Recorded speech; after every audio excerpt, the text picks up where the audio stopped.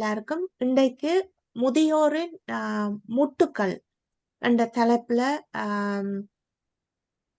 பேச இருக்கிறோம். இது வசந்தத்தில் முதலாவது திங்களும் 3வது திங்களும் நடக்கின்றது. இன்றைக்கு எதிர்பாராத விதமாக இந்த கொஞ்சம் தாமதம் ஆகிவிட்டது. உங்களுடைய பொறுமைக்கு நன்றி. ஸோ முதல்ல நவநீதா கதைப்பா. பார்வதி ஆண்டி ஜாயின் பண்றா. ஸோ அவ out of the country. So எதிர்பாராத தடங்கள். ஸோ அடுத்தது நாங்கள் கதைப்போம். அது பிறகு கலந்துரையாடல நாங்கள் எங்களுக்கான விஷயங்களை கதைக்கலாம். நவநீதா வணக்கம். வணக்கம். உங்களுக்கான அறிமுகத்தை நீங்க செய்து கொண்டு உங்களோட உரையை தொடங்குங்க. வணக்கம். நான் ஒரு கணினி பொறியாளர். கனடா வந்து சொந்தமா பிஸ்னஸ் செய்கிறேன். மற்றது ரேடியோவில் ஆர்ஜியா ஒர்க் பண்ணுறது, மற்றது எம்சியா இருக்கிறேன். மற்றது புத்தகம் எழுதியிருக்கிற ஒரு எழுத்தாளராக ஒரு பயணத்தை ஆரம்பிச்சிருக்கிறேன். இப்படி இப்போ வசந்தத்தோட இணைஞ்சு நான் வந்து கம்யூனிட்டி சர்வீஸ் ஒர்க்கர் என்ற ஒரு பாடத்தை படிச்சுட்டு இப்போ அது சம்பந்தமான வேலைகள்லையும் ஈடுபடுறதுக்காக இப்போ வசந்தத்தோட சேர்ந்திருக்கிறேன். அடிக்கடி நான் வசந்தத்தோட சேர்ந்து உங்க எல்லாரோடையும் சேர்ந்து பயணிப்பேன். உங்களை அனைவரையும் சந்திக்கிறதுல மிக்க மகிழ்ச்சி. நான் போன வியாழக்கிழமை கூட எல்லாரையும் நேரில் சந்திச்சு நான் எங்களோட முதியோர்களுக்கு இருக்கிற முட்டுக்கால் பற்றி தான் என்னுடைய ஒரு தலைப்பு. நான் சந்திக்கும் போதும் நிறைய பேர் ஆமா முதுமை என்றது வருது. அது எங்க இருந்தாலும் வரும் முதுமை. முதுமைக்கு ஏத்த மாதிரி நோய்கள் இப்படி ஓரொரு விதங்கள் எங்கட முதியோர்களுக்கு இருக்கத்தான் செய்யுது. இதுல வந்து முக்கியமாக அதாவது புலம்பெயர் தேசத்துல இருக்கிற பிரச்சனைகள் என்னன்னா அந்த தனிமை. அதாவது இந்த ஊர்ல இருக்கும்போது காலநிலைகள் பிரச்சனை இல்லை, ஒன்றும் இல்லை. அப்படியே காத்து வாக்குல நடந்து போனாலே நேரம் போயிடும். இப்பொழுது வெளிநாடுகள்ல வந்து முக்கிய பிரச்சனை வந்து குளிர்காலங்கள்ல நாங்க ஒண்ணும் செய்யலாது. மற்றது இந்த குளிரில நடந்து வலிக்கு விழுத்துனாலும் பயம். கைப்பிடிச்சு நடக்க துணைகள் அவ்வளவு குறைவு, உதவிகள் குறைவு. இப்படி பல பிரச்சனைகள் இருக்குது. அதுல மெயினா வந்து லேக் ஆஃப் கம்யூனிகேஷன் என்று சொல்றது. அதாவது முந்தின காலத்துல இளைய சமுதாயத்தினர் என்ன செய்யற வேண்டாம், பாட்டி தாத்தாவோட இருந்து கதைப்போம். நாங்க கதைப்போம், பல கதைகளை கேட்போம், எல்லாம் அவைகிட்ட இருந்து கேட்டறிவோம். இப்ப வந்து நாங்க இருந்து கதைக்கிறது குறைவு, சரியான குறைவு. நாங்க என்ன செய்யறோம்டா போனுகள்ல சோசியல் மீடியாவில் எல்லாருமே பிஸியா இருக்கிறோம். இப்ப வந்து ஒரு முதியோர், அதாவது அந்நியர் தினம், தந்தையர் தினம், அதுக்கு கூட நாங்க உண்மையாவே அந்நியருக்கு தந்தையருக்கு சொல்றோமோ இல்லையோ ஃபேஸ்புக்ல இன்ஸ்டாகிராம்ல போட்டு கொண்டு இருக்கிறோம். ஆகவே இப்ப இன்றைய காலகட்டத்துல மெயின் முக்கிய பிரச்சனை முதியோர்களுக்கு அந்த லேக் ஆஃப் கம்யூனிகேஷன். அதாவது தொடர்பாடல் குறைவு, குடும்பத்து அங்கத்தவர்களோட தொடர்பாடல். ஏனென்றா விஞ்ஞான வளர்ச்சி கொஞ்சம் வளர்ச்சிகள் அதிகமாகிக் கொண்டே இருக்கும்போது அந்த வளர்ச்சிகள் மாற்றத்துக்கு ஏற்ற மாதிரி பிள்ளைகள் மாறிக்கொண்டு போகும்போது குடும்பத்தோட இருந்து நேரம் செலவிடுவது சரியான குறைவா இருக்க எங்களோட முதியவர்கள் வந்து சரியான ஒரு தனிமையில தள்ளப்படுகிறார்கள். அது மட்டும் இல்ல, அந்த டெக்னாலஜி அட்வான்ஸ்மெண்ட் சொல்லி எங்கட நவீன காலத்துல இவ்வளவு முன்னேற்றங்கள், தொழில்நுட்ப வளர்ச்சிகள் அதிகமாகிக் கொண்டே போகும்போது நாங்கள் இன்னும் எங்கட முதியோர்கள் எல்லாருமே அந்த தொழில்நுட்பத்துல தேர்ச்சி பெற்றவர்களாக இல்லை. அப்ப அந்த தொழில்நுட்பத்துல தேர்ச்சி இல்லாமையால அவர்களுக்கு தொடர்பாடல் இன்னும் குறைவா இருக்குது. ஆகவே இந்த மாதிரியான பிரச்சனைகள் தான் மிக முக்கியமான ஒரு பிரச்சனை. முதலாவது ஒரு முதுமை என்றது வருது, ஒரு நோய் வருகிறது. எங்களுக்கு ஒரு வருத்தம் வரும்போது ஒரு மருத்துவரை போய் சந்திக்கிறதுல மொழி பிரச்சனையில இருந்து உதவிகளுக்கு இவ்வளவோ பேரை கேட்டு அப்படி செய்யற ஒரு நிலைமை.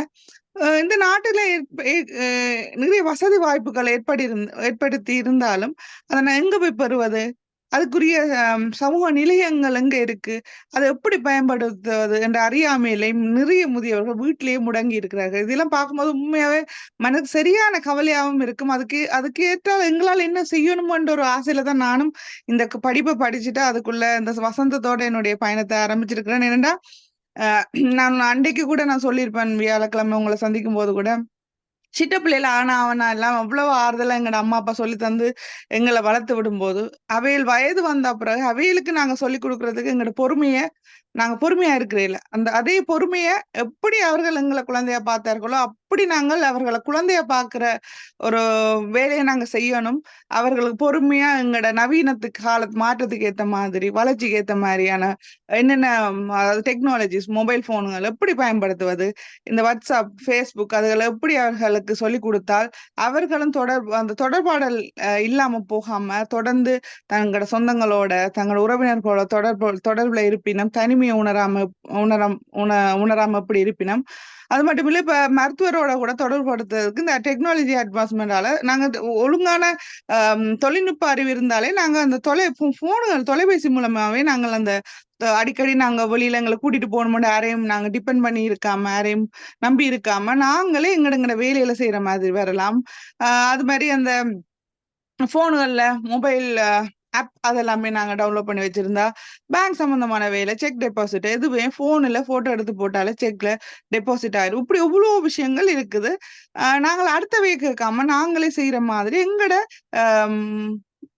அறிவுகளை வளர்த்து கொள்ள வேணும். அதுக்குரிய சென்டர்ஸ் இந்த வசந்தம் மாதிரியான சென்டர்ஸுக்கு நீங்க வரும்போது அதுக்குரிய படிப்பினை உங்களுக்கு சொல்லி தர்றதுக்கு உரிய வாய்ப்புகளை ஏற்படுத்தும் போது அதை நீங்க நல்லபடியா பயன்படுத்தி உங்களோட அறிவு திறமையில வளர்க்கணும். அது மட்டும் இல்ல வயது வந்த உடனேயே ஒரு மரியாதை குறையுது. அந்த காலத்துல நாங்க அவ்வளவு திமிரா மரியாதை அப்பா அம்மாண்டுட்டு திமிரா இருந்துட்டு ஒரு முதுமையாண்டு வரும்போது கொஞ்சம் முடக்கப்படும் போது அந்த எங்களுக்குரிய மரியாதை கிடைக்காம போகும்போது அதுல ஒரு மனத்தாக்கம் ஏற்படுது. அது மட்டும் இல்ல எல்லா வீட்டிலையும் சொல்ல முடியாது. சில வீட்டுகள்ல முதியவர்கள் மிகவும் கடுமையாக கவனிக்கப்படாம சில தாக்கப்படுகிறார்கள் என்று கூட நான் கேள்விப்பட்டிருக்கிறேன். இந்த மாதிரியான விடயங்கள்ல முதியோர்கள் சரியான கஷ்டப்படினம். இதுகெல்லாம் மிகவும் முக்கியமானது. காலநிலை குளிர் தனிமை வெளியில போக முடியாது யாரையாவது நம்பி இருக்கணும். நவீன காலத்துக்கு ஏத்த மாதிரி டெக்னாலஜி அட்வான்ஸ் பண்ண இப்படி எவ்வளவோ சவால்களை தாண்டி அதாவது இளைய சமுதாயத்தினரே இவ்வளவு போராட்டம் எங்கட இளைய சமுதாயத்தினருக்கு இவ்வளவு போராட்டம் இருக்கும்போது எங்கட முதியவர்களுக்கு இன்னும் இவ்வளவு கஷ்டமா இருக்கும். ஆகவே உங்களுடைய அதாவது எந்தெந்த சமூக நிலையங்கள் உங்களுக்கான வசதி வாய்ப்புகள் ஏற்படுதோ அதை கண்டுபிடிச்சு அந்த இடங்களுக்கு சென்று உங்களோட அறிவை வளர்த்தி கொண்டு உங்களுக்கு கொண்டு ஒரு நெட்வொர்க்கை உருவாக்கி உங்களை போல இருக்கிறவர்களோட நல்ல ஒரு நட்புறவை உருவாக்கி கொண்டு குடும்பத்தை நீங்களும் ஒரு இண்டிபெண்டா நீங்க ஒரு யாரையும் டிபெண்ட் பண்ணாம தெளிவான சிந்தனைகளோட நீங்க செயற்படும் போது நீங்களும் எங்களை அடுத்த சந்ததிக்கு நீங்க சொல்லிக் கொடுக்குற மாதிரியும் இருக்கும். அவர்கள் உங்களுக்கு ஒரு நல்ல ஒரு உறவு முறை ஏற்படும். அப்ப ஆகவே நீங்க வெளியில வலிக்கிடணும். உங்களுக்கு உங்களுக்கு உடல்நிலைகள் அது சரியில்லாட்டி இந்த தொழில்நுட்பங்களை கற்றுக்கொண்டு அது மூலமாவது நீங்க எல்லாரோட தொடர்பாடல இருக்கணும். நவீன மாற்றத்துக்கு ஏற்ற மாதிரி சிலவற்றை நீங்க கற்றுக்கொள்ள வேண்டும். இந்த மாதிரி கம்யூனிட்டி சென்டர்ஸ் நல்ல விதமா பயன்படுத்தினா நிச்சயமாவே இந்த மாதிரி முட்டுக்கட்டுகள்ல இருந்து மாற முடியும். நீங்க எது கேள்வி கேட்கறேன்னா நாங்க அடுத்த ஒரு குரூப் டிஸ்கஷன்ல நாங்க கதைக்கலாம். தேங்க்யூ நவநீதா, நன்றி. நன்றி. நீங்க சொன்ன விஷயங்கள் அத்தனையும் உண்மை. நவநீதாண்ட அறிமுகம் என்கிட்ட இல்ல. ஆனா இன்னைக்குதான் அவ பாக்குறேன். நான் சொல்றேன். அவட உரம் முடிஞ்சது. மன்னிக்கோணும் என்ற குரலுக்கு நான் சரியான ஈட்டுமல் தடிமன் காய்ச்சல் வந்துட்டுது. அப்போ குரல் மாறிட்டுது. அதெல்லாம் எனக்கு குரல் மற்ற இது கம்ப்யூட்டர் ஏதோ இங்கே மலேசியாவில இருந்து செய்கிறேன். சரி வர இல்லை. அது நான் கன நேரமாக செய்து ஒரு இங்கே விடிய பிறந்தானே ஒரு தரம் விளம்ப மாட்டேன். நம்ம கேட்குறக்கு மன்னிக்கோணும் எல்லாரும். நவநீதா மன்னிக்கோணும் என்னத்தை நான் நீங்க சொன்னதை கேட்க இல்லை. நாங்கள் நவநீதா எல்லோருக்கும் தெரிஞ்ச ஒரு பெண். அவ அவரோட பேரே நவநீதா. புதிய விஷயங்களை பற்றி அவ நிறைய சொல்லி கொண்டிருப்பவா. அவருக்கு கம்ப்யூட்டர் சயின்ஸ்ல எம்எஸ்சி இருக்குது. இந்தியாவில் படிச்சவா. இங்க ரேடியோ கோஸ்டாக முந்தித்தாள் ரேடியோவில் வேலை செய்தவா. அதுபோல பல இடங்கள்ல ரேடியோ கோஸ்டாக வேலை செய்கிற மட்டுமில்லை அவ பிஸ்னஸ் துறையிலையும் ஒரு என்டர்பிரனரா வெளியில வரணும் என்ற ஒரு விருப்பம் உள்ளவா. அதே நேரத்தில் இப்போ வசந்தத்தில் எங்களுக்கு ஒரு வாலண்டியராக சேவைகளை பற்றி அறியணும். தான் இந்த துறையில் சேவை செய்யத்தான் எனக்கு விருப்பம், சமூக சேவை. என்று அதற்காக இப்பொழுது வசந்தத்திலும் இணைந்திருக்கின்றார். நவநீதா போல பெண்கள் நிறைய பேர் முன்னுக்கு வர வேணும் என்ற ஒரு எண்ணம் உள்ள பெண்கள் நிறைய இருக்கினோம். அவைகள் முன்னுக்கு வர வேணும், நல்லா செழிப்பாக வர வேணும் என்ற ஒரு வாழ்த்தையும் கூறிக்கொண்டு நான் இந்த நேரத்திலே நாங்கள் இந்த எடுத்துக்கொண்ட தலைப்பு என்னத்துக்கு என்றால், இந்த முதியோர்கள் வந்து கனடா போன்ற புலம்பெயர்ந்த நாடுகளுக்கு, ஐரோப்பாவில் உள்ள நாடுகளிலும் கூட புலம்பெயர்ந்து வந்து நிறைய முதியவர்கள் கஷ்டங்களை அனுபவிக்கிறார்கள். சிலர் நல்ல சந்தோஷமாக வாழ்கிறார்கள்.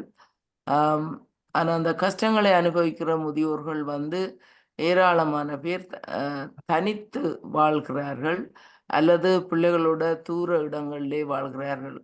இப்போ உதாரணமாக 65 கிரீன் கிறிஸ்ட் இடம் இருக்குது. அப்போ அதில் இருக்கிற முதியோர்களை பார்க்கும் பொழுது ஓரளவுக்கு சந்தோஷமாகவும் இருக்கின்றது. ஏனென்றால் அவர்கள் ஏதோ ஒரு வகையில் சேர்ந்து வாழ்கிறார்கள். அங்கே ஏராளமான தமிழ் முதியவர்கள் அங்கே இருக்கிறார்கள். அதே போல 13, 15 நீல்சன் ரோட்டில் இருக்கிற முதியோர் இல்லம், அங்கே நிறைய தமிழர்கள் சேர்ந்து வாழ்கிறார்கள். அந்த தமிழர்கள் சேர்ந்து வாழும் இடங்களிலே நான் பார்ப்பது என்னென்னா, கடைசி அவர்களுக்கு நடக்கும் துன்பங்களை அவர்கள் இப்போ முதியோர் ஒரு முதியோர் எல்லாம் 65 கிரீன் கிறிஸ்ட்ல இருக்கும் பொழுது ஒரு முதியோர் டேப்பரோடைய வழியிலே எல்லா இடம் நடப்பா. அவனோட வீட்டில் யூரின் இருக்கும், அவ கவனிப்பார் இல்லையா. ஆனால் பக்கத்து வீட்டுக்கு போய் தட்டியோ அடுத்த வீட்டுக்கு போய் தட்டியோ தேத்தனை வாங்கி குடிப்பா அப்படி. அப்போ யாரோ அவைய கவனிக்கிறதுக்கு இருக்கணும் ஆக்கள். அப்போ அந்த அளவிலே அவைகள் பிறகு மற்ற என்னென்னா அந்த அந்த பில்டிங் போன்ற பில்டிங்கில் இருக்கிற முதியோர்களுக்கு நிறைய சேவைகள் வந்து வழங்கப்படுகின்றது. அதை விட அந்த அவர்களுக்கு தெரியும் எங்கே போய் என்னதை செய்து இந்த முதியோர்களுக்கான உதவிகளை பெற வேணும் என்ற கடைசி ஃபோன் அடிச்சாவது யாருக்கோ சொல்லுவார்கள். அப்படியான நிலைமை அவர்களுக்கு இருக்கின்றது. அப்படி இருந்தும் சிலர் வந்து சரியான கஷ்டங்களை தான் அனுபவிக்கிறார்கள்.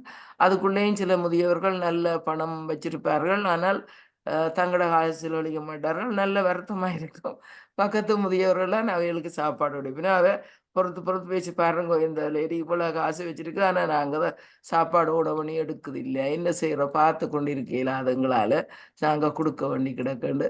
அப்போ அப்படி ஏதோ ஒரு வழியில் அதைகள் பட்டினி இல்லாமல் அது சிலர் காசை கட்டி கொண்டு இருக்கிறார்கள் இருக்கணும். அப்போ அப்படி இருக்கிற ஒரு நிலைமை அங்கே இருக்குது. டிரான்ஸ்கேர்ன்றது அங்கேயே இருக்குது. அப்போ அவைகள் எப்படியான முதியவர்களை நேரடியாக ஒரு காலத்திலும் முதியவர்களை அசஸ் பண்ணுறன்றது வந்து அவைகளுக்கு என்னென்ன சேவைகள் தேவை என்றதை அவைகளோட டாக்டர் அறிவித்து அவைக்கு துப்புரவா இயலாது, அவைக்கு அவையின் உடல்நிலை தாங்களாக இயங்க மாட்டார்கள் என்ற நிலை இருக்கும் பொழுது நாங்கள் யார் என்றாலும் கூப்பிடலாம். யாரும் கூப்பிட்டு அவைகளுக்கு இப்படி ஒரு பிரச்சனை இருக்குது, அவைகளை நீங்கள் அவைக்கு சேவை தேவையாக இருக்குது, நீங்கள் அவைகளை அசஸ் பண்ணுங்கோ என்று CCAC என்ற நிறுவனம், அந்த நிறுவனம் தான் முதியவர்களை இறுதி காலத்தில் அவைகளுக்கு ஒரு சேவை தேவை என்றா அவைகள் தான் அதனை கொடுப்பார்கள். வீட்டில் இருக்கிற சேவை என்றா என்ன, அல்லாளுக்கு அவைகளை கடைசியில் நர்சிங் ஹோமில் போடணும் என்றாலும் அவை தான் செய்யணும். அப்போ இந்த விஷயங்கள் கூட எங்களோட மக்கள் சிலருக்கு விளக்கம் இல்லை, என்ன செய்கிறேன்னு. இப்போ நான் உதாரணமாக என்னுடைய கணவருக்கு 2010ஆம் ஆண்டு அவருக்கு ஒரு ஸ்ட்ரோக் வந்தது. அந்த ஸ்ட்ரோக் வந்த நேரத்தில் அப்போ அவரை எனக்கு தூக்க முடியலை, அவர் டக்குன்னு விழுந்துட்டு என்னால் தூக்க முடியல. அதுக்கு பிறகு ஒரு 4-5 தடவை அவர் விழுந்து ஹாஸ்பிட்டலில் கொண்டே வச்சுருந்தேன் நாங்கள். அப்போ என்னால் தூக்கி அவரை பார்க்க முடியாது. அப்போ அந்த நேரத்தில் அந்த CCAC ஹாஸ்பிட்டலே அரேஞ்ச் பண்ணது CCAC. அப்போ அவைகள் வந்து எங்களுக்கு கேட்டு, சரி நீங்கள் இதை வேற வச்சு பராமரிக்க மாட்டீர்கள், ஆனால் அவருக்கு ஒரு பிளேஸ்மெண்ட்டை போட்டு வைக்கணும், இல்லாண்டுக்கு உங்களுக்கு வந்து அவருக்கு ஒரு திடீரென்று தேவை வரைக்குள்ளே அது முடியாமல் போயிடும். அதை கொண்டு எங்கே ஒரு ஆக்கள் சொல்கிற பால்கிணறுன்னு சொல்லி அந்த மாதிரி ஒரு பால்கிணறு மாதிரி ஒரு இடத்திலும் போடக்கூடும். ஏனெண்டா இடம் எங்கே கிடைக்குதோ அங்கே தான் போடுவினோம். அதுவும் ஒரு நல்ல வசதியான இடம் கிடைக்காது. அப்போ நாங்கள் இதில் தேடி வைக்கலாம் எங்கெங்கே முதியவர்களுக்கு இடம் இருக்கும், அதாவது எங்கட சாப்பாட்டோட எங்கள்ட ஒரு பண்பாட்டோட இணைந்த ஒரு இடத்துல எங்கட முதியோர்கள் இருந்தால் நல்லதுதானே என்ற அந்த ஒரு எண்ணம் எங்களுக்கு இருக்கும். நிச்சயமாக நாங்கள் வாழ்க்கை முழுதும் சோறும் கறியும் மத்தியானம் சாப்பிடாளுக்கு பத்தியப்படாது. அப்ப கொண்டு போய் ஒரு நர்சிங் ஹோம்ல விட்டால் அந்த நர்சிங் ஹோம்ல அது கொடுக்காதவே வேண்டாம், அங்க வெள்ளக்கார சாப்பாடு தான் கொடுக்க போயினுமெண்டா. ஒருக்கா நான் இப்ப ஒரு 20 வருஷத்துக்கு முந்தி ஒரு நர்சிங் ஹோமுக்கு போனேன். ஒரு வயசு போனவர் அவர்களோட புள்ளை எனக்கு சோறு உணர்ந்தி அம்மான்னு கேட்கிறாரு. எனக்கு அவர் யாருன்னு தெரியா. நான் உண்மையா அந்த நர்சிங் ஹோமை பார்க்கத்தான் போனது. அப்ப எனக்கு கண்ணீர் வந்துட்டு அந்த மனுஷன் கேட்ட கேள்வி ஏனெண்டா அந்த நர்சிங் ஹோம்ல நான் பார்க்கிறேன் அங்கால வேற சாதி ஆக்கள் எல்லாம் இருக்கணும். அவைகள் பல்லே ஒட்டி கொண்டு இருக்குமே, அவைகளுக்கு டேஞ்சர். அதுல பானை இழுத்து கடிக்கணும். அது என்னண்டு அதுகளுக்கு பானை இழுத்து அந்த வயசுல கடிச்சு சாப்பிட முடியும், சாண்ட்விச்சை கொடுத்துக்கூடாது. அப்ப அப்படியான நிலைமைகள் எல்லாம் இருக்குது. அதை விட நர்சிங் ஹோம்லையும் விட்டுட்டு நாங்கள் சும்மா இருந்தோம்னா அங்கே கவனிக்கிறது குறைவாக தான் இருக்கும். நீங்க அண்டை போய் அவைய செக் பண்ணிக்க கொண்டு வந்தா இல்லை கிழமை மாதிரி அதுல பராமரிப்பு கொஞ்சம் கவனம் இருக்கும். அப்ப இந்த இந்த விஷயங்களை பற்றி எங்களோட மக்களுக்கு தெரியாது, நிறைய பேருக்கு தெரியாது. மற்றது இப்ப நீங்க நவநீதா நிறைய கதைக்காதபடியா நான் இதை கதைக்கிறேன். ராஜினிக்கு வேற ஒரு விஷயத்தை பற்றி சொல்லி இருக்குது. அப்ப இந்த வயது போன ஆட்கள் உலக ரீதியில எல்லா இடமும் கூடிக்கொண்டுதான் போயினான். இப்ப கனடாவை எடுத்தா விசிட்ட விசா கொடுக்குறான், ஏன் கொடுக்குறான், ஒருவருக்கும் வேலை இல்லையே என்று சொல்லி ஆக்கள் இப்ப எல்லாரும் புலம்பிக் கொண்டு இருக்கிறான். அவன் கொடுக்கறதுக்கு ஒரு காரணம் இந்த நாட்டுல முதியவர்களோட தொகை கூடிக்கொண்டு போகுது, மிக மோசமாக கூடிக்கொண்டு போகுது. அப்ப இங்க அவைகளுக்கு சேவை செய்யறதுக்கு ஆக்கள் வேணும் முதலாவது. ரெண்டாவது குடித்தொகை கூட வேணும். அப்ப இவைகள் இல்லாம போனால் இந்த குடித்தொகை குறைவாக போகும். இன்னொரு பேப்பர்ல கொண்டு இருக்குது, கனடாவில இருந்து போறவை எல்லாரும் வெளியால போய் கொண்டிருக்கணும்னு சொல்லி. ஏன்னா கனடாவில் அவைன்ற வாழ்க்கை திறன், வாழ்க்கை விஷயங்கள் அதுகள் அவைகளுக்கு பிடிக்காமல் எல்லாருக்கு அவை தங்களோட சுகங்களை நோக்கி வேற நாடுகளுக்கு எல்லாம் வேலை தேடி நல்ல வேலை நல்ல சம்பளம் என்று சொல்லி போற மாதிரி. அப்ப அப்படியாக இருக்கைக்குள்ள நாங்க எங்கட முதியவர்களை நாங்கள் சிலாக்கள் என்ன செய்யற குறை சொல்றது இருக்குது. நாங்கள் எங்கட அம்மா அப்பாவை நாங்கள் வீட்டுதான் வச்சு பார்ப்போம்னு சொல்லி என்னடா நர்சிங் ஹோம்ல விட்ட ஆக்களுக்கு ஒரு அடி கொடுக்குற மாதிரி கதைப்பினம் சிலர். நாங்கள் போல நாங்கள் விட மாட்டோம், நாங்கள் வச்சு பார்ப்போம். அது எல்லாம் சொல்லுவது ஈஸியா இருக்கும், சொல்றதுக்கு சுகமா இருக்கும். அப்படி வச்சு பார்க்கறது மிக மிக நல்லது. அதைத்தான் முதியோரும் வரவேற்கணும். ஆனால் முதியோர் இப்பவே உங்களுக்கு தெரியும் எத்தனையோ பில்டிங்கள்ல முதியவர்கள் தனியத்தான் இருக்கிறார்கள், பிள்ளைகளோட இருக்கே இல்லை. இப்ப நான் சொன்ன 60 ஏக்கரிங் கிறிஸ்டோ அல்லாடுக்கு 13 15 நீர்சன் ரோட்டோ அல்லாடுக்கு அங்கால இஞ்சாலையும் இருக்குது, ஸ்காபரோல வேறு இடத்துல. அப்படி கன்னடங்கள்ல இருக்கணும், நிறைய தமிழாக்கள் அதுக்குள்ள இருக்கணும். அப்ப அவைகளுக்கு பிள்ளைகள் இருக்கணும், ஒரு சிலருக்கு பிள்ளைகள் வெளிநாட்டுல இருக்கணும், ஆனா கன பேருக்கு பிள்ளைகள் இருக்கணும். இப்ப பிள்ளைகளோட இருக்கிறத விட நாங்கள் தனியா இருக்கிறது எங்களுக்கு சுதந்திரம் என்று நினைக்கிற முதியோர்கள் நிறைய பேர் இருக்கணும். அப்படி போயிருக்கிற வேலை கன பேர் அப்படி நினைக்கிற ஆக்களும் இருக்கணும். ஏனென்றா தாங்கள் வயது போன நேரத்துல இந்த தொல்லிகளை நாங்கள் எங்கட பாட்டுல சுகமா நாங்க இப்ப சில வேளையில ட்ரிப்புக்கு போயினோம். வசந்தம் கூட ட்ரிப்புக்கு போய்கூட முந்தி நாங்கள் எல்லா முதியோட்ட பில்டிங்களுக்கும் அனுப்பித்தான் எங்களோட ட்ரிப்பை நாங்கள் துவங்குறது. அப்ப அதுக்கு ட்ரிப்புக்கு போய்க்க அவ சேர்ந்து அந்த வயசுக்காரர் சேர்ந்து போய்க்க அதுகளுக்கு ஒரு சந்தோஷம், தங்களோட வயசு தங்களோட. அப்ப இப்ப முதியோர்கள் அங்கங்கு கூடி பேசுற ஒரு நிலைமை கூடிக்கொண்டு வருது. ஏனெண்டா கூடிக்கொண்டு வருது என்னன்னா அவை அங்கங்க கூடி கூடி கன இடங்கள்ல இப்படி நாங்கள் நடத்துற கூட்டம் மாதிரி அவைகள் நேர போய் பேசுறது. மற்றது ரேடியோவில எல்லாம் இப்ப யுகம் ரேடியோ, கணவதி ரவீந்திரன் ரேடியோல எல்லாம் முதியோர் நல்ல சந்தோஷமா என்னண்டா அவை பாட்டுக்கு பாட்டு பாடுறது, அவைகள் சந்தோஷமா இருக்கிற ஒரு நிகழ்வுகளை நிறைய செய்து கொண்டிருக்கிறான். அதனாலே அவைகளுக்கு வாழ்க்கை சாதாரணமாக ஓடிக்கொண்டிருக்கிற போல இருக்கும். நிறைய பேர் இப்ப உலக சுற்றுலா போகிறார்கள். அப்ப அப்படியான நிலைமைகள் அவைகளுக்கு பிள்ளைகளோட இருந்தா வராது என்ற ஒரு நிலைமை அவைகளுக்கு ஒரு எண்ணம் சிலருக்கு இருக்கலாம். சில சில பிள்ளைகளோட இருக்கிற போயினம் அந்த டூர்லும். ஆனா கூட நாங்க பார்த்தோம்னா இப்படி அந்த கூட்டமாக அங்கங்கு இருக்கிற முதியோர்களுக்கு வந்து தங்களோட காசை சேர்த்துட்டு தாங்கள் போய் வரினம். சிலர் வந்து 5 6 மாசத்துக்கு இலங்கையில போய் இருந்துட்டு வரினம், இந்தியாவில் போய் இருந்துட்டு வரினம், அப்படி வரினம். ஆனா நாங்கள் வந்து அவைகளை அப்படி செய்யறதால அவைகளுக்கு ஒரு நன்மையும் இருக்குது. அதே நேரத்துல இவ கடைசி காலத்துல இந்த முதியோர்கள் என்ன செய்ய போறார்கள்? இவர்களுக்கு ஒரு நிலைமை விழுந்து முறிந்தால், ஏன்னா வயது போக போக எங்கண்ட எலும்புகள் எல்லாம் தாக்கு பிடிக்காது. அப்ப டக்குன்னு விழக்கூடும் நாங்கள். அப்ப விழுந்துட்டா யார் எங்களை பார்க்கறது? அப்படியான நிலைமைகளை பற்றிய ஒரு யோசனையும் எங்களுக்கு இருக்க வேண்டும். அதுகளை பற்றிய விஷயங்களை பற்றி நிறைய மக்கள் கலந்துரையாடலாக இன்றைக்கு நாங்கள் விட போறோம். ஆகவே நீங்கள் அதை பற்றி கலந்துரையாடலாம். இப்பொழுது ராஜினி சில விஷயங்களை பற்றி சொல்லுவா. அதுக்கு பிறகு இது ஒரு கலந்துரையாடலா நீங்கள் செய்கிறது நல்லது. நன்றி. நன்றி நன்றி aunty. Thank you Navaneetha. Thank you aunty. இதுல முதல் பேசின நவநீதாண்ட கருத்து, பாரதி ஆண்டி சொன்ன கருத்து, களத்துல அவ செய்யற அந்த வேலைன்ற அனுபவத்துல நாளும் பொழுதும் கிடைக்கின்ற அனுபவங்கள், பார்க்கின்ற விஷயங்கள், செய்கின்ற விஷயங்கள், நல்லது கெட்டது, வெற்றி தோல்வி எல்லாத்தையுமே கண்ட வகையில ஒரு இந்த குறிப்பிட்ட நேரத்துக்குள்ள அவ தந்த விஷயங்களோட சேர்த்து அந்த கருத்துக்களையும் ஆமோதிச்சு கொண்டு நான் இந்த விஷயத்தை வைக்கிறேன்.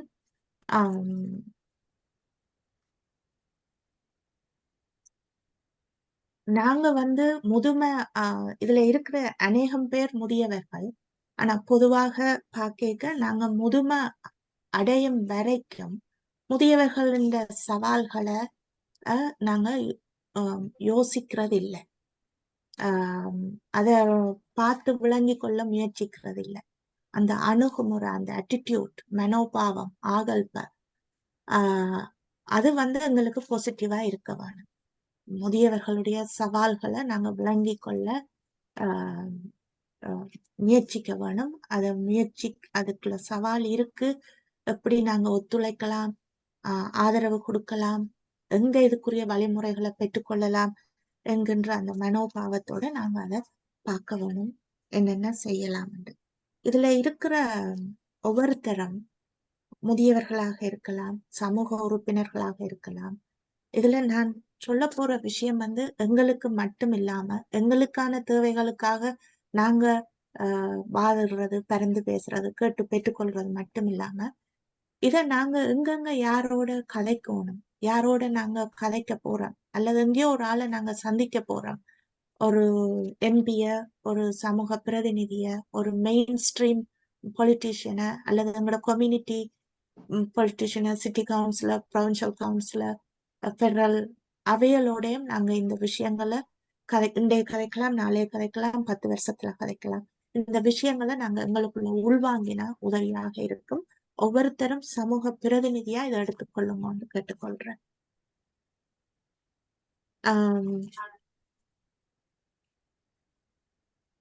கனடாவில இப்ப பார்வதி ஆண்டி சொன்னது போல இப்ப புதிய ஆட்கள் வந்து கொண்டிருக்கிறார். விசிட்டர்ஸ் விசாவில வேறின கயானா, கிரனேடா, அப்படி 13 கண்ட்ரிகள், கிட்டத்தட்ட ஆங்கில மொழி பேசுற 13 கண்ட்ரிகளுக்கு விசா இல்லாமலே வரக்கூடிய வாய்ப்புகள் போன நவம்பர்ல இருந்து வந்திருக்கு. சோ நிறைய இளமாக்கள் மட்டும் இல்லாம புலம்பெயர் முதியவர்கள் வந்து கொண்டிருக்கிறார்கள், குவிந்து கொண்டிருக்கிறார்கள். சோ அவர்களுடைய பிரச்சனைய நாங்க விளங்கி கொள்ள வேணும். புலம்பெயர் முதியவர்கள் என்று சொல்லிக்குள்ள புதிய குடிவரவாளர்கள், இந்த புலம்பெயர் புதிய குடிவரவாளர்கள் சில சேவைகளை பெறப்போது எல்லாம் பிளாக் அண்ட் ஒயிட்ல என்ன டெபினிஷன், நாங்க ஒரு செட்டில்மெண்ட் ஏஜென்சிக்கு போனா நீங்க பிஆர் இல்ல, நீங்க 3 வருஷத்துக்கு மேலே ஆச்சு, we don't serve you என்று திருப்பி விடுற தன்மை இருக்குது. ஸோ இந்த டெஃபினிஷன் என்ன, எங்க வரையறுக்கப்படுது, எங்க இருக்குது, தேடினா கண்டுபிடிக்க முடியாம இருக்குது.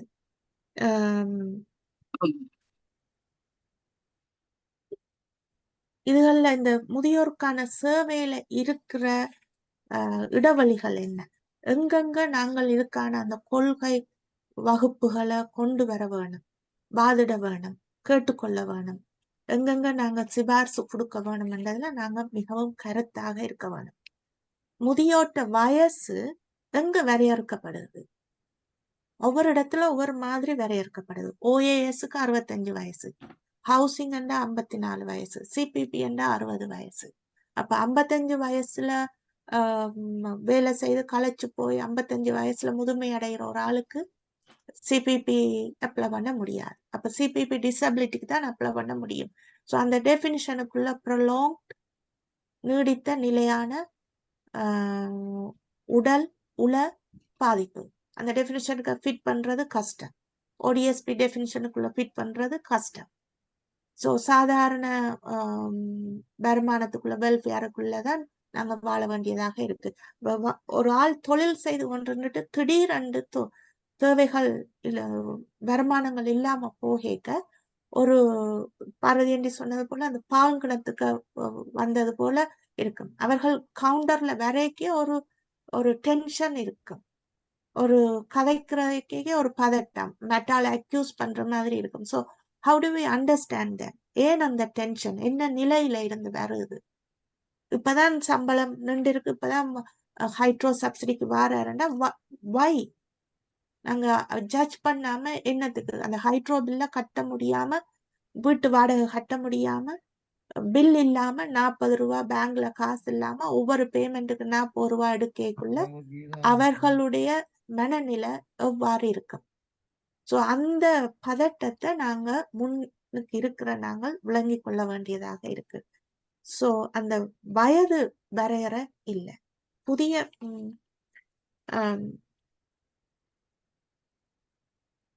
புதிய குடிவரவாளர்கள் என்றதுக்கான வரவிலக்கணம் இல்லை. 3 வருஷமா 4 வருஷமா அவர்கள் என்பது இல்லை.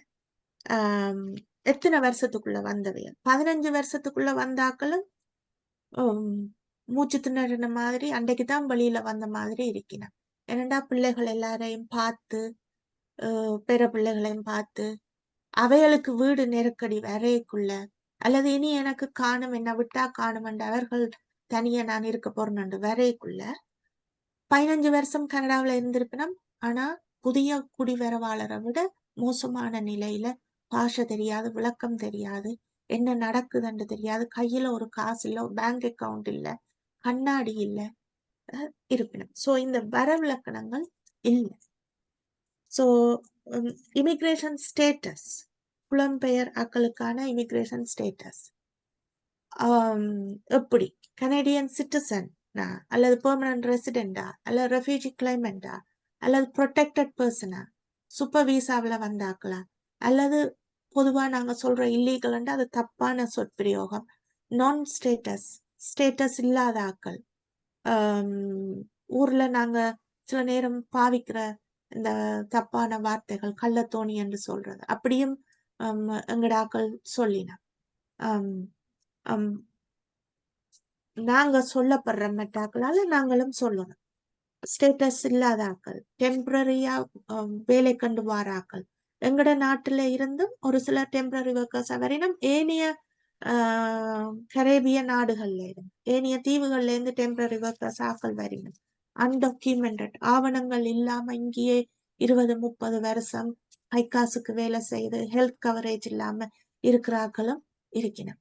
ஸோ இந்த நியூ கமர்ஸ் என்றது அல்லது புலம்பெயர்ந்தவர்கள் என்றதுக்கான வரவிலக்கணம் எங்க இல்ல செய்யறதுக்கு. அப்ப அவர்கள் சேவைக்கு போக அவர்கள் எப்படி வரவேற்கப்படுகிறார்கள், நிறுவனத்துல எப்படி கையாளப்படுகிறார்கள். ஸோ இந்த விளக்கங்கள் இல்லை. ஸோ மற்றது அவர்கள் செட்டில் பண்ணி விட்டார்கள் என்றதுக்கு என்ன டெபினிஷன், அவர்களுடைய தேசிய நீரோட்டத்துல அவர்கள் இணைந்து செயல்படுகிறார்கள், அல்லது பொருளாதார ரீதியில பேங்க்ல 1000 ரூபாய் காசு வச்சிருக்கிறார்கள், 10,000 ரூபாய் காசு வச்சிருக்கிறார்கள், அல்ல வீடு வேண்டி இருக்கிறார்கள், அல்லது 15 வருஷம் ஆச்சு வந்து அதை வச்சுதன்றதா, அல்லது அவையோட செட்டில்மெண்ட் விளைவை வச்சு டிஃபைன் பண்றதா தெரியாது. ஒவ்வொருத்தருக்கும் ஒவ்வொரு விதமான சவால்கள் இருக்குது. ஸோ அவர்கள் எப்படி ஒரு இன்டிகிரேஷன், ஒரு தேசிய நீரோட்டத்துல கலக்கப்படினா அவையோட அந்த ஒருங்கிணைப்பு எப்படி இருக்குது, அது எவ்வாறு வரவிலக்கணப்படுத்தப்படுது. ஸோ இந்த வரவிலக்கணத்தை நான் சொல்றது என்னன்னா, அவைகளுக்கான சேவை அவர்கள் நாடி போகேக்க அவர்கள் முதியவர்களை, புலம்பெயர் முதியவர்களை, அண்மையில வந்த புலம்பெயர் முதியவர்களை வந்து சேவைகள்ல இணைக்கப்படாம இப்பதான் வெளியில வார முதியவர்களுக்கான சேவைகள் வரவேற்பான முறையில வழங்கப்படுதா. அந்த வரவேற்பான முறையில வழங்கப்படாட்டி அவர்கள் இன்டிமிடேட் பண்ணப்படுவார்கள், ஒரு சங்கடப்படுவார்கள், அசகௌரியப்படுவார்கள். ஒரு வீட்டை போகேக்க வரவேற்காட்டி திரும்ப அந்த வீட்டு மரியாதையார் மொத்தம் நாங்க மிதிக்க மாட்டோம்னுட்டு இருப்போம். ஆனா சேவை அப்படி இருக்க முடியாது. எங்களுக்கு சேவை தேவை. சோ சேவை அளிக்கிற ஆக்களுக்கு எங்களை விளங்கி கொள்ற அந்த கண்ணியத்துக்கான பயிற்சி நிச்சயமாக தேவைப்படுது. இந்த ஒருங்கிணைப்பு பொருளாதார ரீதியில எக்கனாமிக்கல், சோஷியல், பொலிட்டிக்கல் ஐடியேஷன், பொருளாதார, சமூக, அரசியல், கருத்தியல் ரீதியில எப்படி அவைகள் உள்வாங்கப்படின, ஒருங்கிணைக்கப்படின முதியவர்கள்.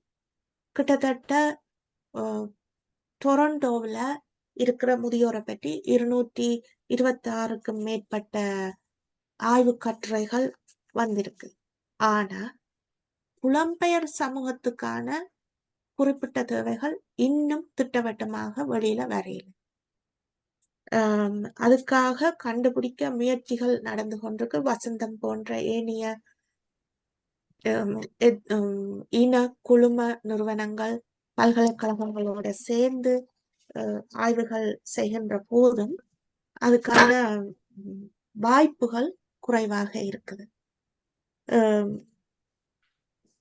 அண்மையில வந்த புலம்பெயர் முதியவர்களோட சவால்களை கதைக்கிறதுக்கு இங்க அந்த கொள்கை வகுப்புகள்ல ஆய்வுகள் மூலம் எவிடன்ஸ் பேஸ்ட் ஆதாரங்கள் தேவைப்படுது. ஸோ அதுகள் பற்றாக்குறையாக இருக்குது. ஸோ அதனாலதான் நான் ஆரம்பத்துல கேட்டதான், நீங்கள் ஒவ்வொருத்தரும் பிரதிநிதியாக இருந்து இந்த கருத்தை உள்வாங்கி நீங்க எங்கெங்க போறீங்களோ அங்கங்க அந்த பரந்து பேசுதல்களை கொண்டு வாங்க. 2021 ஆண்டு புள்ளி விவரத்தின்படி GTA கிரேட்டர் டொரண்டோ பெரும்பாகத்துல 93,125 தமிழ் முதியோர் இருக்கிறார். ஆனா எத்தனை பேர் இந்த குரூப்ல நாங்க வாரோம்? பீல்ல, எஜெக்ஸ்ல, விப்பில, வசந்தத்துல, நோர்த் ஜோக் சப்போர்ட் சர்வீஸ்ல, ஒரு சில இடங்கள்ல பிரம்டன்ல கூடுறோம். இவ்வளவு பேரையும் சேர்த்தா 900க்குள்ளும் உள்ளதான் நாங்க இருக்கிறோம். ஆனா 93,000 சீனியர்ஸ், மிச்சம் 92,000 சீனியர்ஸும் எங்க என்ன செய்யணும், எப்படி கனெக்ட் பண்ணப்படினா, அவர்களுடைய ஆதாரங்கள், ஆரோக்கியங்கள், வாய்ப்புகள், சந்தோஷங்கள் எப்படி எங்க போகுது? சோ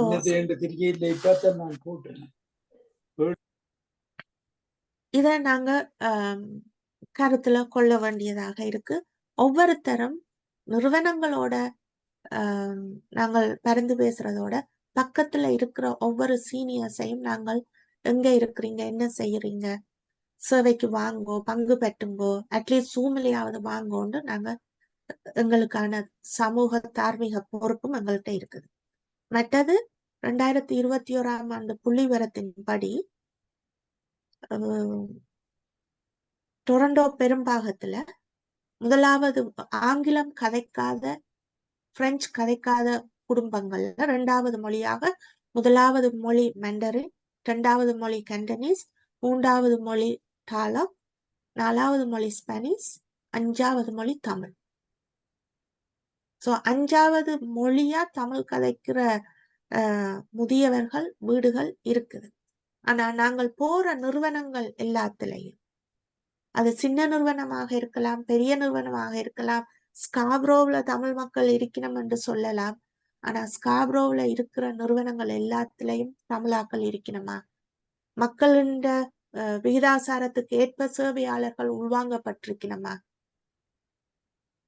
அப்ப அப்படி இல்லாம இருக்க முதியவர்கள், ஆங்கிலம் பேச தெரியாதவர்கள், பண்பாட்டு ரீதியான மக்கள், இனக்குழுமங்கள் போய் எப்படி சேவைகளை பெற்றுக்கொள்ள முடியும்?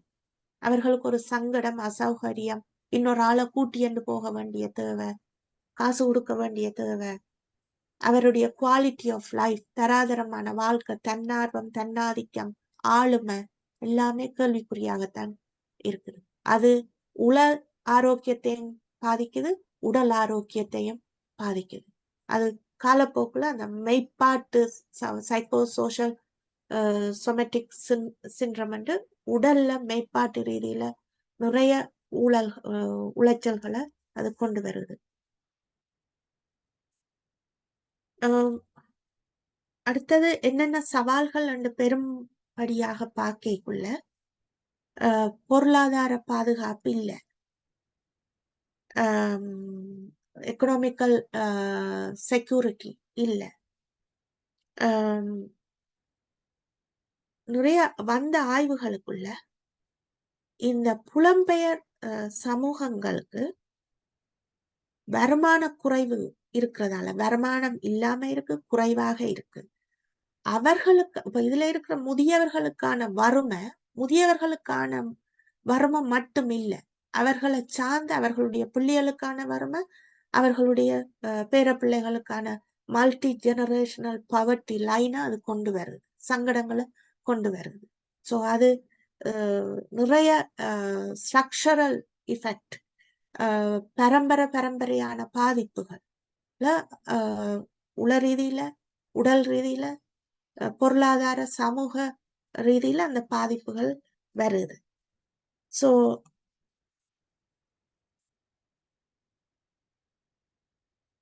இது இந்த பொருளாதார பாதுகாப்பு இல்லாத தன்மை நிறைய தாக்கத்தை புலம்பெயர் சமூகத்துல ஏற்படுத்துது. ஸோ பிரிட்டிஷ் கொலம்பியாவில் ஒரு ஆய்வுல சொல்லப்படுது, கனடா பூராவும் இருக்கிற முதியவர்கள்ல 50% முதியவர்கள் குறிப்பிட்ட அரச பெனிஃபிட்ல, அரச வருமானத்துக்குள்ள ஒரு காலமும் மாற்றமடையாத அந்த குறிப்பிட்ட வருமானத்துக்குள்ள, வறுமைக்கோட்டு வருமானத்துக்குள்ளதான் இருக்கணும். அப்ப இதுல என்னத்தை நாங்க தெரிஞ்சு கொள்றோம்? அரைவாசிக்கும் மேற்பட்ட முதியவர்கள் வறுமைக்கோட்டுக்குள்ளதான் இருக்கிறார்கள் பொதுவாக கனடிய இதுல முதியோர்கள் என்று பார்க்க. ஸோ மெயின் ஸ்ட்ரீம் சீனியர்ஸ், புலம்பெயர் சீனியர்ஸ் எல்லாத்தையும் பார்க்க வறுமைக்கு இருக்க, புலம்பெயர் முதியவர்களுடைய வருமானமின்மை, பாதுகாப்பின்மை இன்னும் எவ்வளவு பல்மடங்கு வறுமைய தாக்கத்தை அவர்களுக்கு ஏற்படுத்தும். சோ இத நாங்க எப்படி கொள்கை வகுப்பாளர்களுக்கு கொண்டு போக போறோம்? அடுத்தது எஜுகேஷன் அண்ட் லாங்குவேஜ் ட்ரைனிங். ஊர்ல இருந்து இங்க புலம்பெயர்ந்து வந்த மக்கள் ஆங்கிலம் எழுதுவார்கள், வாசிப்பார்கள், ஆனா சரளமாக பேச வராது, அந்த பழக்கம் இருக்க இல்லை, பேச முடியாது. போக போகத்தான் அவர்கள் பழகுவார்கள். ஆனா வந்து வீட்டுக்குள்ளேயே 15 வருஷம் இருந்தா அவர்களுக்கு வெளியில அந்த வாய்ப்பு, கதைக்கக்கூடிய துணிவு, சந்தர்ப்பங்கள் குறைவு. நாங்க முதல் யாழ்ப்பாணத்துல இருந்து கொழும்புக்கு போக சிங்களம் தெரியாது. வேலை செய்யக்குள்ள நீச்சல் தடாகத்துல தள்ளி விடையக்க நீந்த வேணும் என்ற ரீதியில சிங்களத்தை கற்றுக்கொண்டு நாங்க பிறகு சிங்களத்தை பாஸ் பண்ணாங்க. தரப்படுத்தல சிங்களம் வேலைகள் இல்லாம போனது. சோ அந்த இதுகளுக்குள்ளால வந்து நாங்கள் ஆங்கிலத்தை கற்றுக்கொள்றது எங்களுக்கு பெரிய விஷயம் அல்ல. ஆனா வாய்ப்புகள் இல்ல. நாங்க வீட்டுக்குள்ளேயே இருக்கிறோம். பிள்ளைகள் உங்களுக்கு ஒண்ணும் தெரியாது, நாங்க பார்த்துக்கொள்றோமென்று அவர்களுக்கு தெரியாது என்கின்ற வகையிலையும், இயலாது என்கின்ற வகையிலையும் அவர்களுடைய ஆளுமை, தனித்துவம், அவர்களுடைய உரிமைகள் ஏற்கப்படாம மறுக்கப்படுகின்ற போது அவர்கள் அப்படியே சோர்வடைந்து உண்மையாகவே எனக்கு தெரியாதென்று யோசிச்சு கொண்டு இருக்கிறார்கள். வந்து 5 வருடம் 10 வருடம் ஆன பின்பும் ஆங்கிலத்துல அவர்களுக்கு விளங்காது. அன்றைக்கு ஒரு அம்மா ஹவுசிங்ல இருக்கிறா, அவ விழுந்துட்டா 911 அடிச்சா, பிள்ளைகளுக்கு பிரச்சனைன்னுட்டு அவ எனக்கு அடிச்சா. அப்ப அவ 911 அடியும் கொண்டு அது பிள்ளைகளுக்கு பிரச்சனை. அப்ப மனம் கேட்கையில போறம் நிலத்துல விழுந்து கிடக்குறா. அவளோட முகத்தை பார்க்க ஏதோ ஒரு வித்தியாசமா இருக்குன்னு கூப்பிட்டா ஹை ப்ரெஷர். உடனே ஆம்புலன்ஸ் கொண்டு போகுது. ஆனா அவ எனக்கு ஆங்கிலம் தெரியுமன்றா. ஆனா அவ கதைக்கிற ஆங்கிலம் விளங்க இல்லை. அப்ப துணிவு இருக்குது, எனக்கு தெரியும் என்று சொல்ற துணிவு இருக்கு. ஆனா அது ஆங்கிலத்தை கற்றுக்கொள்றதுக்கான வாய்ப்பு அவருக்கு கொடுக்கப்பட இல்லை.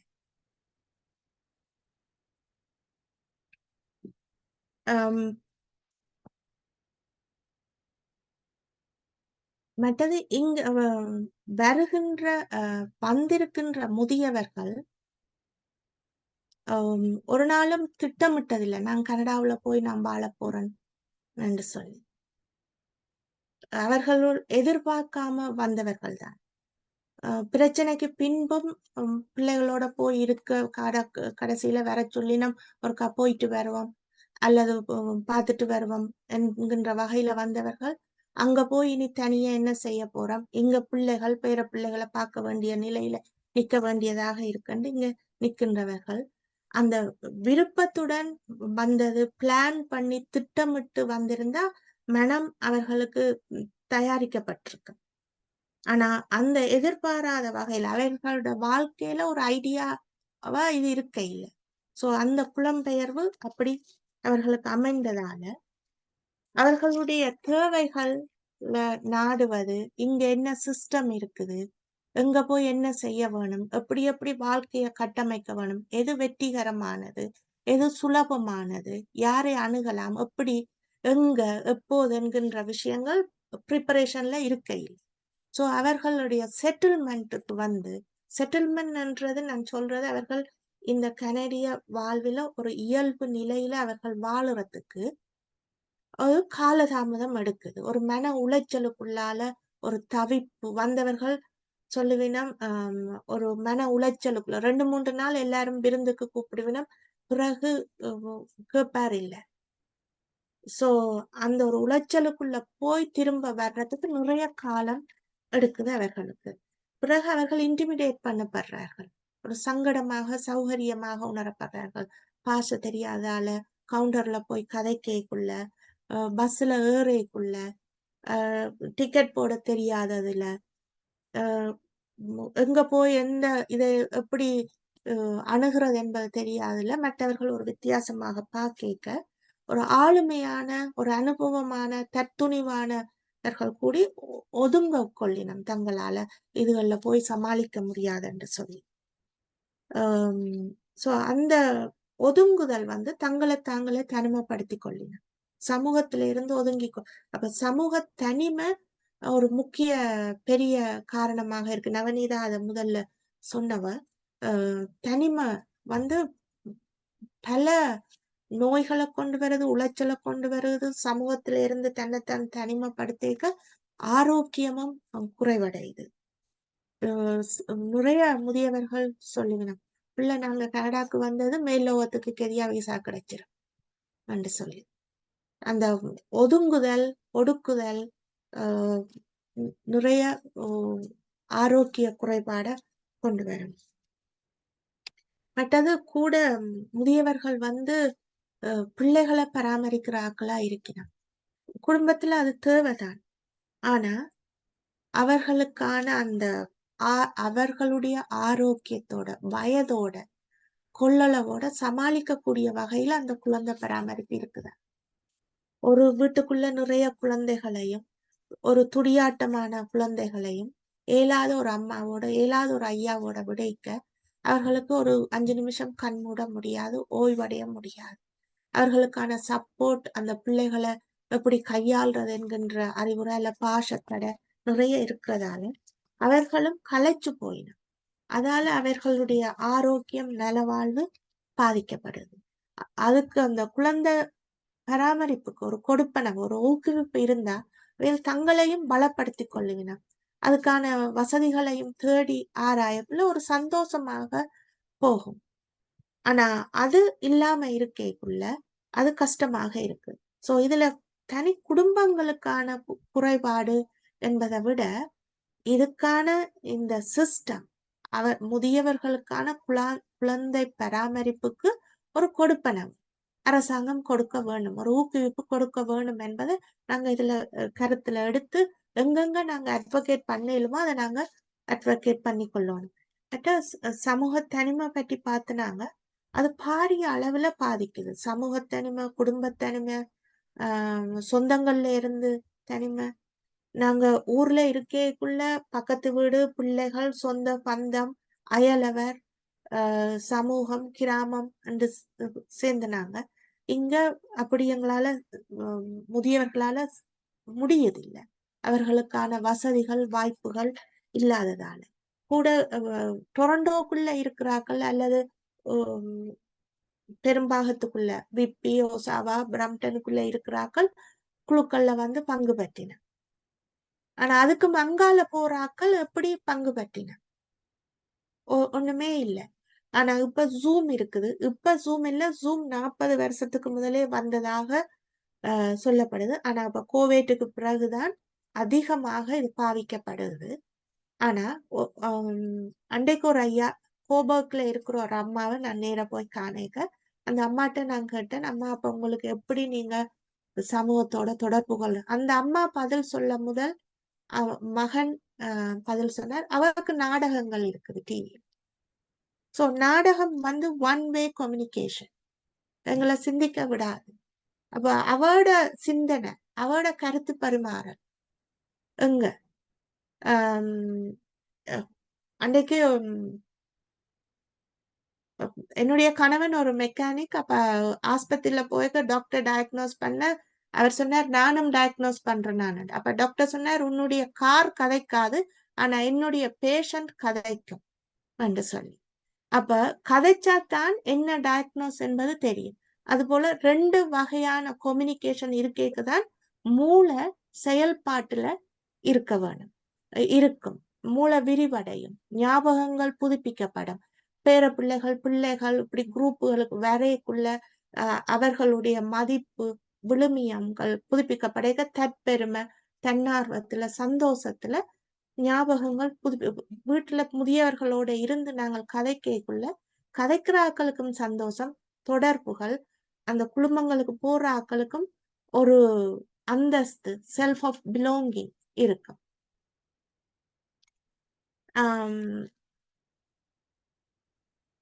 மற்றது போக்குவரத்து பெரிய ஒரு தடையாக இருக்குது. முதியவர்களுக்கு பஸ் இருக்குன்னு நாங்க சொல்லலாம். ஆனா இப்ப இருக்கிற கொடுப்பனவுல 600 ரூபாய் வெல்ஃபேர்ல டிடிசிக்கு காசு, சீனியர்ஸுக்கான காசு அதிகமாக இருக்கு.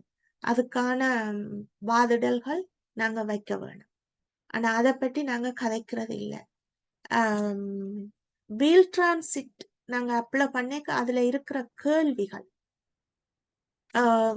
ஒரு இடத்தை நீங்க கண்டுபிடிப்பீங்களா, ஒரு இடத்துல நீங்க அடையாளம் காணுவீங்களா என்கின்ற விஷயங்கள். சோ வயோதிபத்துல இந்த வயசு வரையறை இல்லாததால சில நேரம் 85 வயசு ஐயா அம்மாக்கு அப்ளை பண்ணிக்கையும் கிடைக்காம போகுது, உங்களுடைய ஆரோக்கியம் நல்லாக இருக்குன்னு சொல்லி. சோ அந்த விஷயங்கள் நாங்கள் அட்வொகேட் பண்ண வேண்டியதாக இருக்கு. மற்றது புறநகர் பகுதிகள், டொரண்டோக்கு அப்பால ஜோக் ரீஜன், மார்க்கம், பீல் அந்த இடங்களுக்கு போக வீல் டிரான்சிட் இன்னும் கஷ்டமாக இருக்கு. அதற்கான வரவிலக்கணங்கள் கடுமையாக இருக்கு அதுக்குள்ள ஃபிட் பண்றது.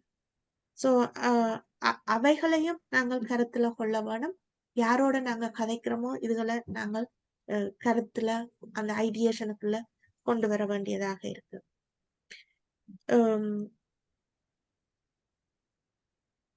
இந்த மொழி இல்லாததால பொது இடங்களுக்கு போகின்ற போது, சேவை நிலையங்களுக்கு போகின்ற போது, கவுண்டர்ல போய் கேட்கக்குள்ள கவுண்டர்ல என்ன சொல்றீங்க, மொழிதான் விளங்க இல்ல, ஆனா காது கேட்காத மாதிரி நாங்க குரலை உசத்தி கேட்க அவர்கள் ஒரு அந்தரப்படுறாங்க.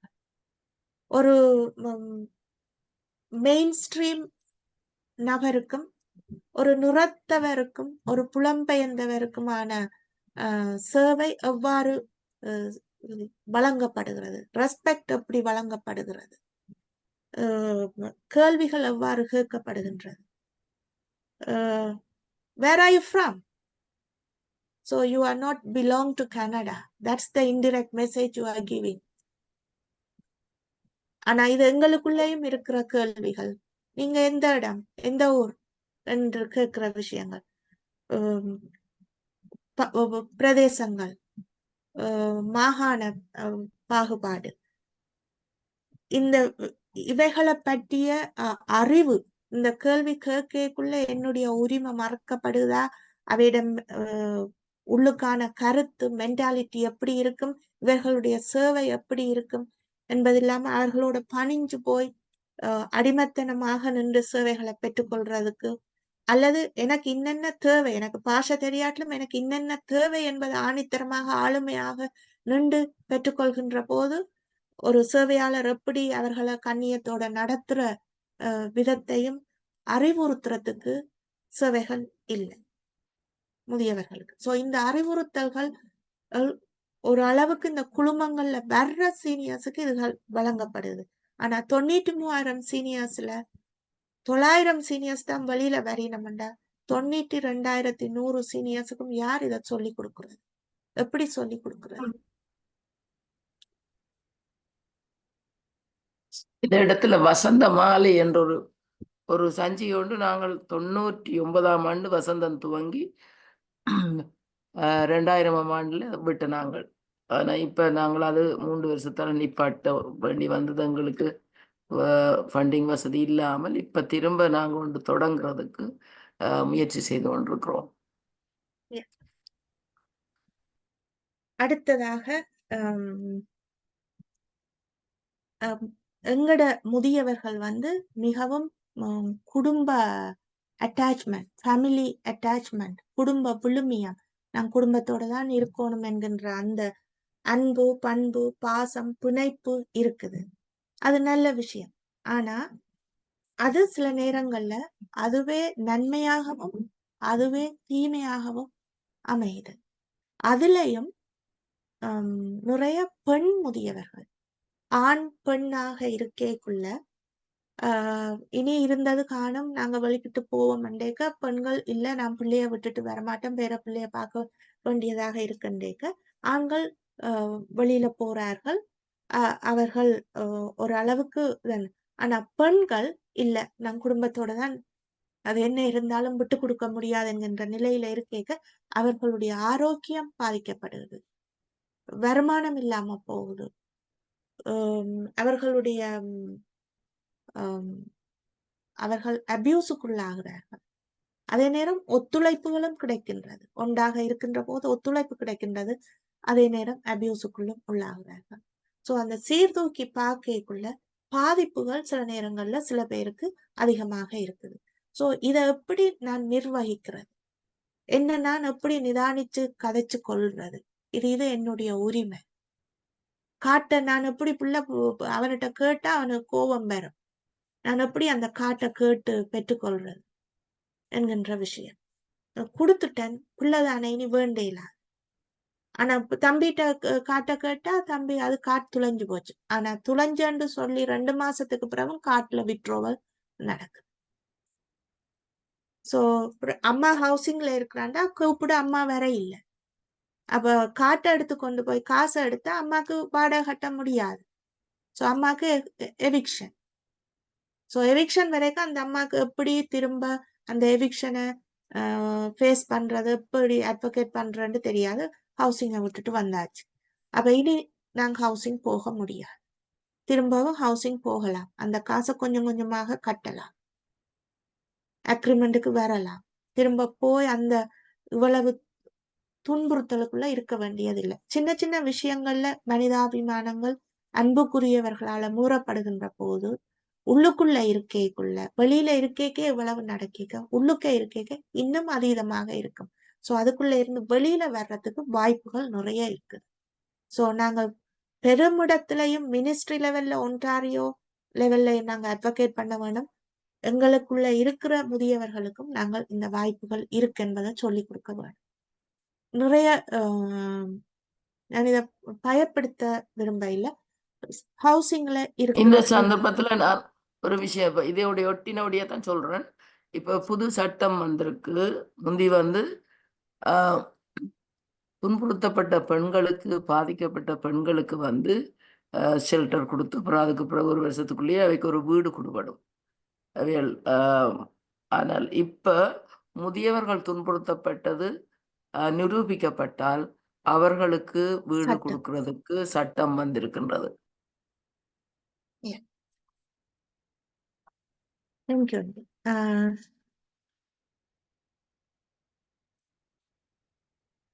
மற்றது புலம்பெயர் முதியவர்கள், அதுவும் எங்களுடைய தமிழ் முதியவர்கள், நான் ஒரு கனேடியன் என்கின்ற அந்த உணர்வு அவர்களுக்குள்ள வர்றதுக்கு தாமதமாக இருக்குது.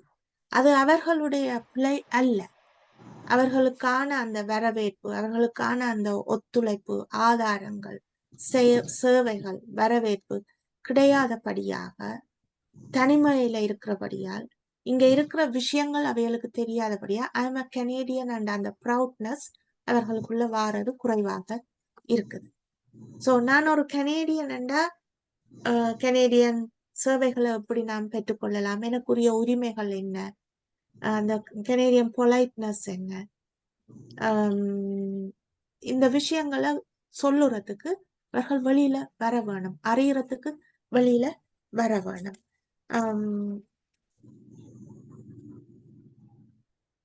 அவர்களுடைய அந்த செல்ஃப் ஆஃப் பிலோங்கிங், நான் யாருக்கு சேர்ந்த நான், எங்க சேர்ந்த நான் என்கின்ற அந்த பெருமை, என்னுடைய பாரம்பரியம், என்னுடைய சமூகம், என்னுடைய அயலவர், என்னுடைய பண்பாடு, என்னுடைய சூழல், அத நான் இழந்துட்டேன் என்ற வகையில தான் அவர்களுடைய உணர்வுகள் இருக்குது.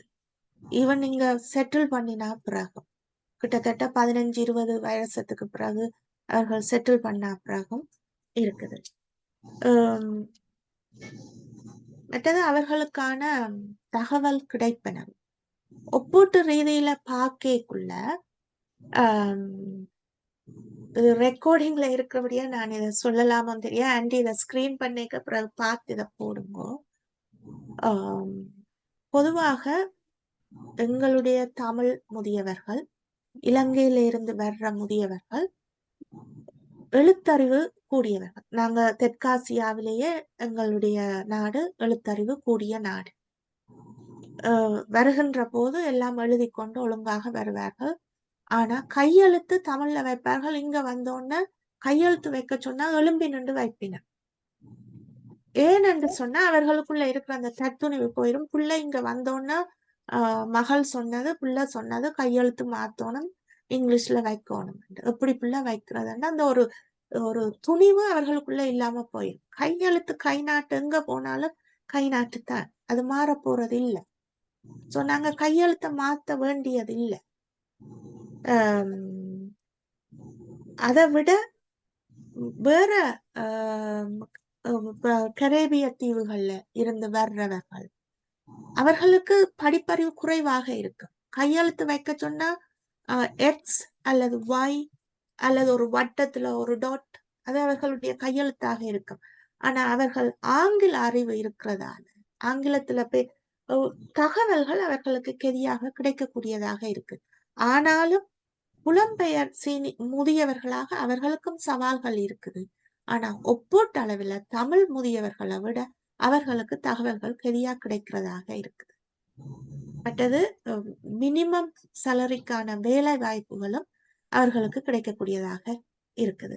எங்களுடைய முதியவர்களுக்கான வேலை வாய்ப்புகள் குறைவாக இருக்குது. எங்களுடைய முதியவர்கள் மிகவும் கைங்கரியமாக வேலை செய்வார்கள், நுணுக்கமாக, பக்குவமாக செய்வார்கள். ஆனா இங்கே கனடாவுல இருக்கிற முதியவர்கள் 85 வயசு, 87 வயசு, 75 வயசுக்கு பிறகும் வேலை செய்வார்கள். அவர்களுடைய ஆங்கிலமும் அவர்களுடைய மெயின் ஸ்ட்ரீம் விஷயமும் அவர்களுக்கு உதவி செய்யுது. ஆனா புலம்பெயர் சமூகத்தவர்களுக்குள்ள கல்வி அறிவு இருக்கு, கைங்கரியம் இருக்கு, மொழி இல்லாத தன்மையால அவர்கள் ஒரு அன்ப்ரொடக்டிவ் ப்ரொடக்டாக பார்க்கப்படுகிறார்கள். ஒரு செயல் திறன் அற்றவர்களாக, அங்கீகாரம் அற்றவர்களாக பார்க்கப்படுறதால அவர்களுக்கான தொழில் வாய்ப்புகள் இல்லாம போகும்.